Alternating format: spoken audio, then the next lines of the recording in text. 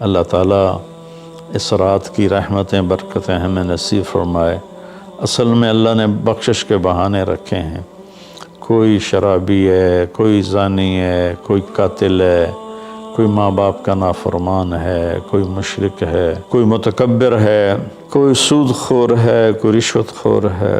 ایک دفعہ آج کہہ دے، کل کی رات ہے کہہ دے گا کہ یا اللہ میری توبہ، تو اللہ کی قسم اگر اس کے گناہ زمین سے لے کر آسمان کی چھت تک بھی ہوں گے نا، تو ایک آدھے بول پر یا اللہ معاف کر، اللہ سارے معاف فرما دے۔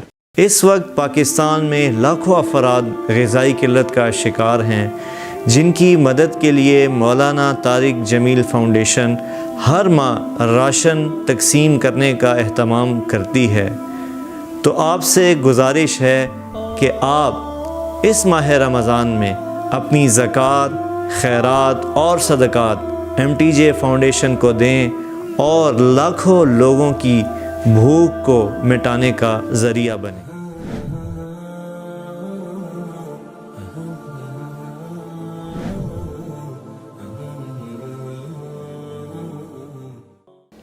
15 شعبان کے مختلف نام علماء نے رکھے ہیں: شب برات، شب مغفرت، شب رحمت، شب برکت۔ حدیث پاک میں اس کا کوئی نام نہیں ہے۔ حدیث پاک میں ہے لیلۃ نصف من شعبان، 15 شعبان کی رات کو عائشہ فرماتی ہیں میں اٹھی تو آپ بستر پر نہیں تھے، تو میں ڈھونڈنے نکلی تو آپ جنت البقیع میں پہنچے ہوئے تھے، تو آپ نے دیکھ کر کہا عائشہ میں تو بقیع والوں کے لیے آیا تھا دعا کرنے۔ پھر آپ نے فرمایا آج کی رات وہ رات ہے جس میں اللہ تبارک و تعالی بنو کلب ایک قبیلہ ہے جن کے پاس بھیڑ بکریاں بہت زیادہ تھیں، کہا عائشہ جتنی بنو کلب کی بھیڑ بکریوں کے جسم پر بال ہیں ان بالوں کی تعداد کے برابر اللہ تعالیٰ اپنے بندوں کو مغفرت فرماتا ہے، جہنم سے خلاصی فرماتا ہے۔ اس پر شب برات اور شب مغفرت علماء نے اس کا نام رکھا، میرے نبی کی زبان سے یہ نام نہیں نکلا۔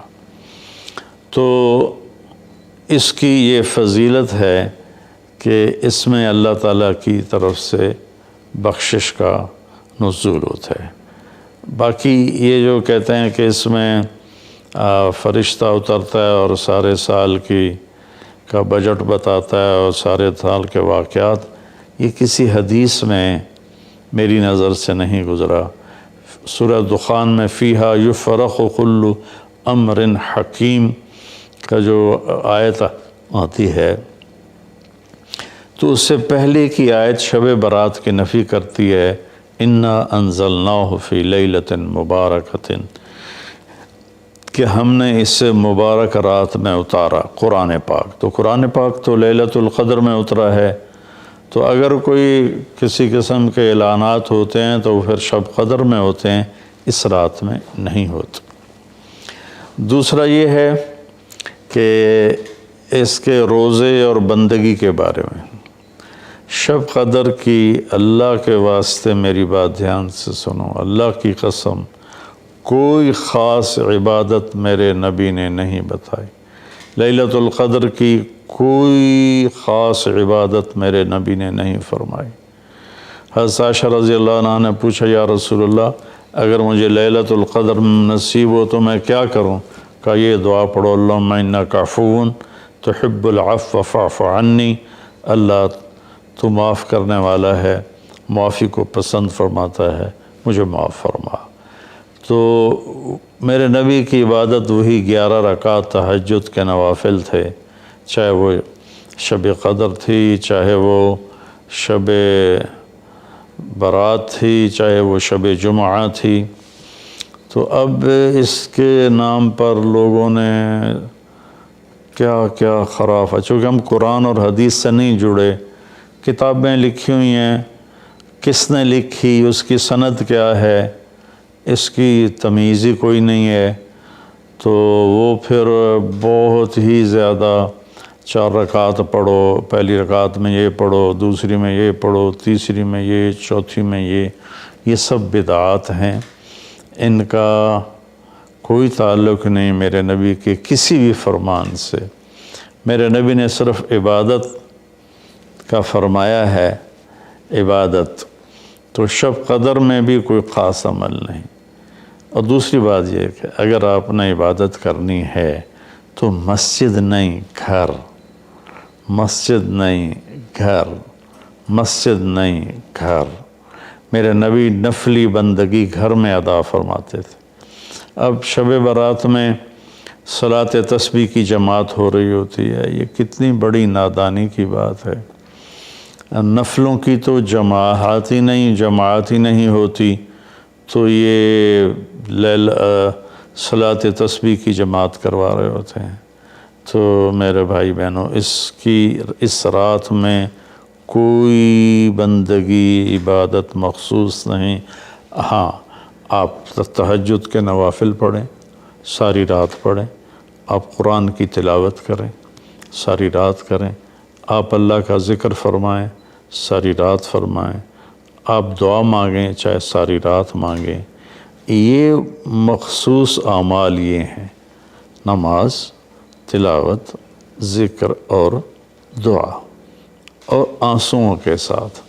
اپنی کھیتی کو پانی نہ لگے تو سوکھ جاتی ہے، ایسے ہی دل میں بھی ایک کھیتی آباد ہے ایمان کی، اسے آنسوؤں کے چند قطرے ہی سمندر کی طرح سیراب کر دیتے ہیں۔ تو آنسوؤں کے ساتھ نہ ہو تو کم از کم رونے والی کیفیت ہو۔ تو یہ تو اتنا سا شب برات ہے۔ روزے کے بارے میں جو ابن ماجہ کی روایت ہے، قوموا لیلہا وصوموا شہرہا، یہ روایت بہت شدید ضعیف ہے، اور علامہ البانی رحمۃ اللہ علیہ نے اس کو موضوع قرار دیا ہے۔ تو اس میں روزہ اس نیت سے رکھنا کہ میرے نبی کی سنت ہے، یہ غلط ہے، اس طرح یہ بدعت بن جائے گا۔ کوئی ویسے نفلی روزہ اس رات میں رکھنا چاہتا ہے مستحب سمجھ کے، نفل سمجھ کے، وہ میرے خیال میں اس میں کوئی قباحت نہیں ہے، لیکن سنت سمجھ کے اگر وہ رکھنا چاہتا ہے تو یہ بات صحیح نہیں ہے، چونکہ روزے والی روایت بالکل قابل اعتبار، قابل حجت نہیں ہے۔ اس میں تمام محدثین کا اتفاق ہے کہ یہ روایت شدید ضعیف ہے، اور شدید ضعیف سے استدلال نہیں ہوتا، اس کو حجت نہیں بنایا جاتا۔ کمزور اس کا ضعف اتنا شدید نہ ہو اور کئی حدیثیں جمع ہو جائیں تو پھر اس میں ایک طاقت آ جاتی ہے۔ تو اپنے آپ کو جوڑو اللہ کے قرآن کے ساتھ، اللہ کے نبی کی حدیث کے ساتھ۔ صحیح حدیث آپ کا ماخذ ہوگا تو آپ کو آسانی ہوگی کرنے میں۔ تو اصل میں عبادات میں اعتدال ہے۔ شاید ہی کوئی رات میرے نبی ساری رات جاگے ہوں، شاید، اور شاید ہی کبھی آپ نے مسلسل، اس میں تو میں پورے یقین سے کہہ سکتا ہوں کہ آپ نے زندگی میں ایک دفعہ بھی عشاء کے وضو سے فجر کی نماز نہیں ادا فرمائی۔ بعد میں ایک رہبانیت کا ٹچ آیا کہ بندگی میں بہت زیادہ زیادتی اور اپنے نفس کشی میں راہبوں جیسی تھوڑی تھوڑی جھلک۔ نبی کی زندگی پڑھو، آپ کو پتہ چلے گا زندگی ہے کیا۔ قرآن پڑھو، آپ کو پتہ چلے گا اللہ چاہتا کیا ہے۔ اللہ تعالیٰ اس رات کی رحمتیں، برکتیں ہمیں نصیب فرمائے۔ اصل میں اللہ نے بخشش کے بہانے رکھے ہیں۔ کوئی شرابی ہے، کوئی زانی ہے، کوئی قاتل ہے، کوئی ماں باپ کا نافرمان ہے، کوئی مشرک ہے، کوئی متکبر ہے، کوئی سود خور ہے، کوئی رشوت خور ہے۔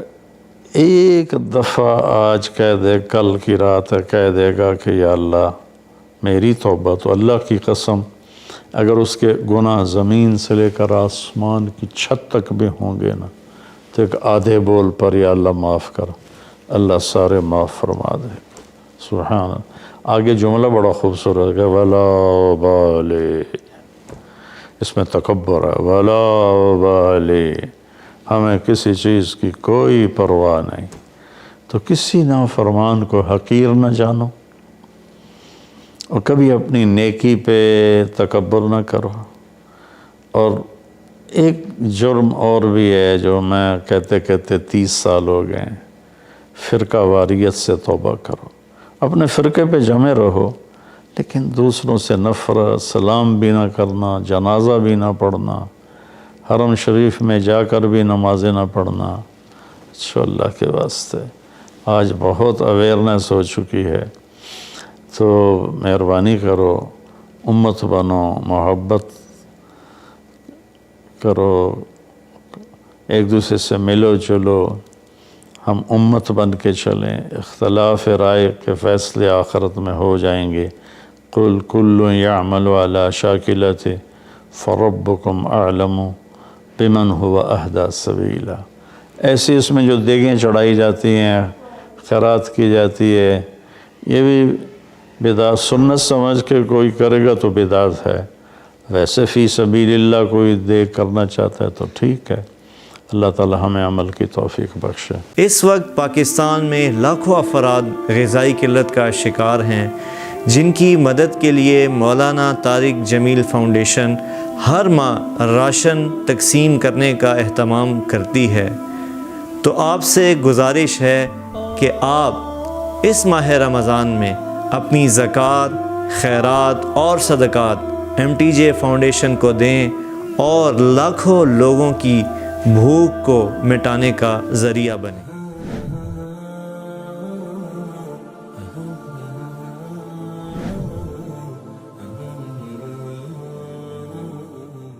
پی جا ایام کی تلخی کو بھی ہنس کے ناصر، غم کو سہنے میں بھی قدرت نے مزہ رکھا ہے۔